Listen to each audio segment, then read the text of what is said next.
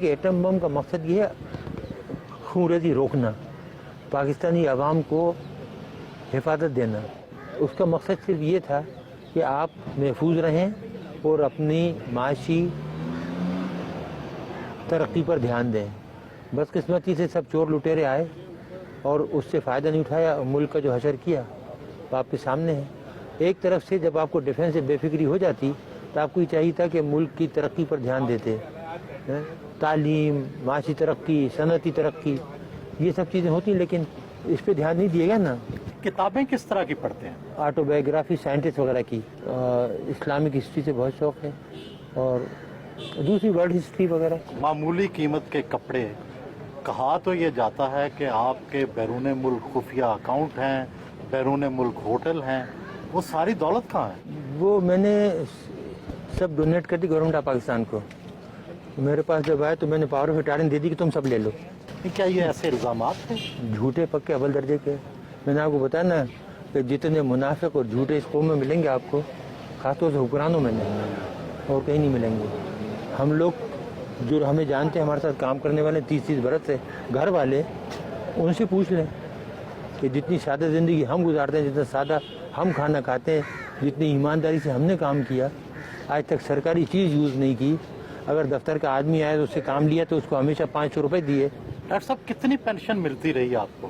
پہلے تو ملتی تھی 4467 روپے، ابھی 19,000 ہو گئی، پھر بعد میں گورنمنٹ کی اسپیشل پینشن دی ہے۔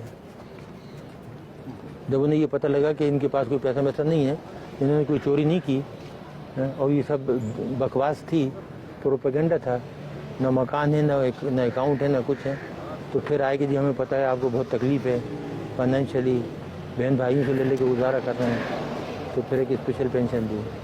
کہ آپ کی ٹی وی کی ایک عورت ہوتی جو پہلے سبزیاں بیچتی تھی، وہ ایک دن ایک پروگرام میں کہہ رہی تھی، بہت دن ہوئے کہ جی ان کے 23 پلاٹ ہیں اسلام آباد میں، 23 بنگلے۔ ایک اور صاحب ہیں جو اپنے آپ کو بہت بڑا مشہور کمپیئر کہتے ہیں، وہ کہنے لگے کہ جی یہ تو ٹھیک ہے ان کو بند کر دیا، لیکن ان کے جو ملینز باہر رکھے ہیں وہ بھی تو منگاؤ۔ تو کتنے پلاٹ آپ کے ہیں اسلام آباد میں؟ پورا اسلام آباد، پورا پاکستان میرا؟ نہیں، ویسے جہاں جیسے آپ کی ذاتی ملکیت کتنے ہیں؟ میری ذاتی ملکیت جو گھر آپ نے دیکھا تھا وہ ہے، اور ایک بنی گالہ میں جو ہم نے بنایا تھا، اور اس کے کاغذات موجود ہیں، پیسے جس طریقے سے ہم نے لگائے۔ یہ الزامات کیوں لگائے؟ اس ملک میں جھوٹ بولنا، دروغ گوئی تو کامن ہے نا، جس پہ جو چاہے الزام لگا دو۔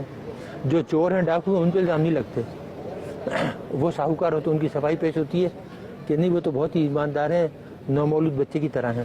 ایٹمی ملک پاکستان میں ہر طرف لوڈ شیڈنگ کے اندھیرے ہیں، کیا نیوکلیئر توانائی سے یہ مسئلہ حل ہو سکتا ہے؟ یہ ہو سکتا تھا بہت، لیکن اگر آپ کرنا چاہیں، کوئی کام بھی آپ کرنا چاہیں تو اس کو آپ نیشنل لیول پہ لیں، نیشنل پالیسی بنائیں، گائیڈ کرنے والے صحیح ہوں، لیکن جہاں چیزیں جاہلوں کے ہاتھ میں ہوں وہ کچھ کر سکتے ہیں۔ کیا طریقہ ہے؟ کوئی شارٹ کٹ ہے؟ شارٹ کٹ دیکھیے، طریقے بہت سے ہیں، لیکن اب ہم نے قسم کھائی ہے کہ اس ملک کو کچھ نہیں بتائیں گے۔ جو ہم نے بتایا اس کا جو صلہ ملا نا، اب اس کے بعد کوئی سلوشن، کوئی حل نہیں بتائیں گے کسی کو۔ آپ ناراض ہیں لوگوں سے؟ لوگوں سے تو ناراض نہیں ہے، لیکن احسان فراموش سے تو نمک حرام سے ناراض ہے۔